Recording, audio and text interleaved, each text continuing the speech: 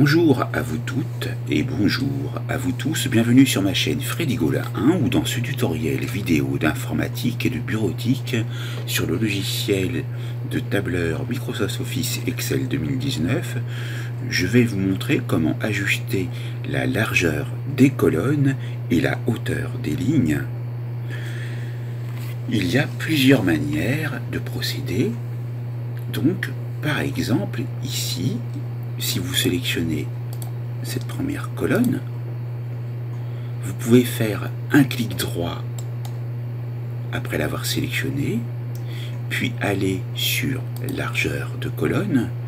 Vous envoyez ici dans la boîte de dialogue la taille 10,27.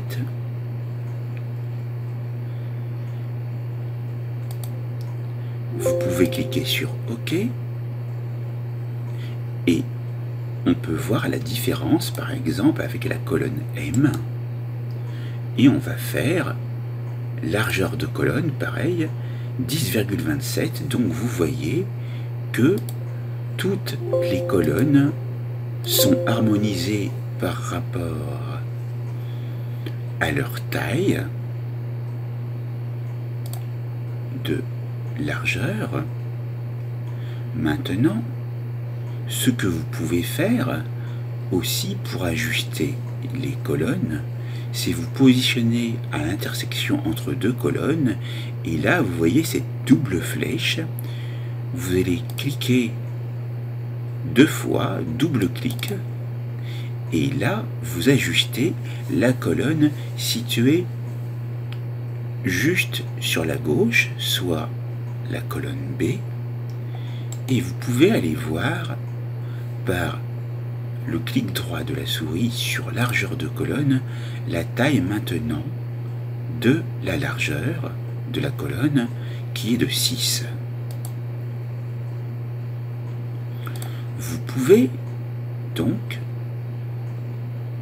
lorsque vous sélectionnez deux colonnes de taille identique, si vous allez par le clic droit et largeur de colonne, vous voyez la taille, et comme ces deux colonnes sont de taille identique et comme vous voyez la largeur de colonne indiquée, vous pouvez aller la modifier.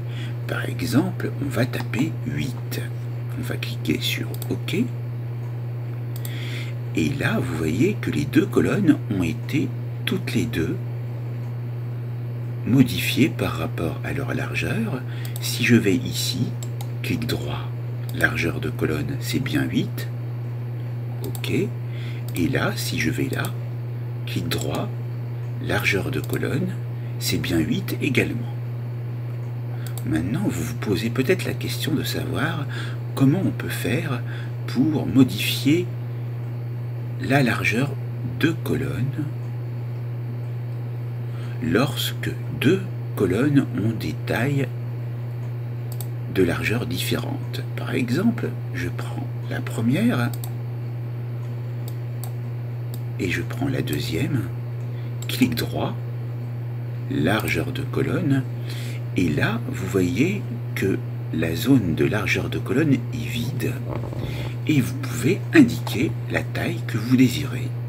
Par exemple 8. La colonne C reste non modifiée puisqu'elle était déjà en 8, tandis que la colonne B va avoir une largeur de 8. Si on fait un clic droit, largeur de colonne, c'est bien 8. Maintenant, nous pouvons très bien sélectionner toutes les colonnes et nous allons double-cliquer.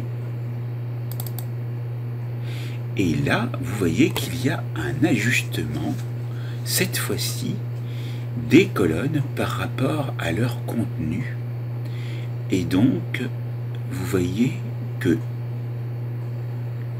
le contenu était conditionné par les mois de l'année, de janvier jusqu'à décembre, et pour chacune des en-têtes de colonnes, il y a un ajustement par rapport au contenu des mois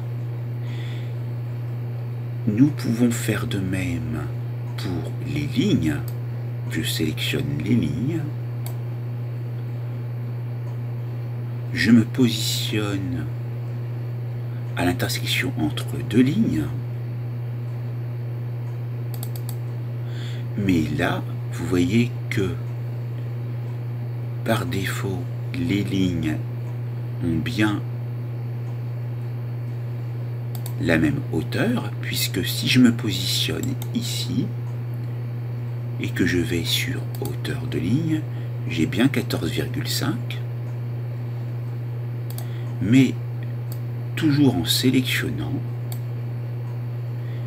et toutes les hauteurs de ligne, et si je fais un clic droit, je vais sur hauteur de ligne et je peux donner une taille différente, par exemple 18.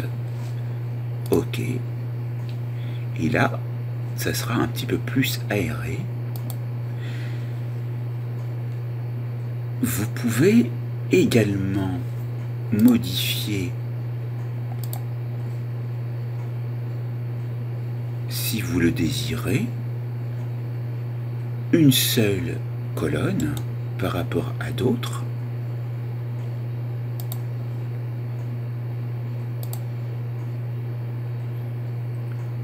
Donc ici, vous pouvez, si vous le désirez,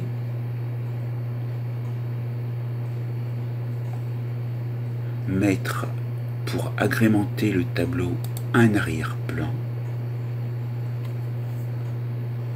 à partir d'un fichier, ou alors à partir d'une image Bing par exemple. Ça va donner un peu plus d'illustration. Alors on va prendre pomme, voilà, et on va choisir par exemple cette deuxième image pomme et on va l'insérer. Et pour rendre plus visible le texte, on va aller le mettre dans une autre couleur. On va choisir donc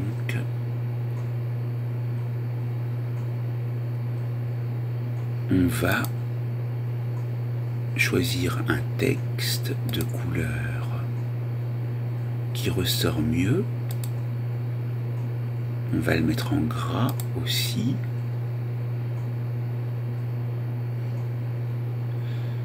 Et on peut aussi, si on le souhaite, prendre le tableau ici. Et on va mettre une couleur de remplissage, par exemple, ici. Et là, les chiffres ressortent mieux.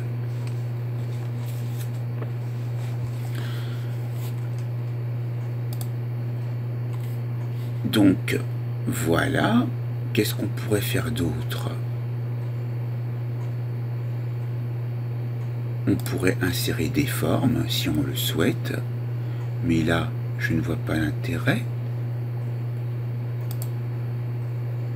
Nous avons vu donc ici comment nous pouvons ajuster les lignes et les colonnes par rapport à leur taille de manière à ce que le tableau soit plus homogène. Vous savez maintenant comment procéder dans Excel. La formation est terminée, c'est à vous.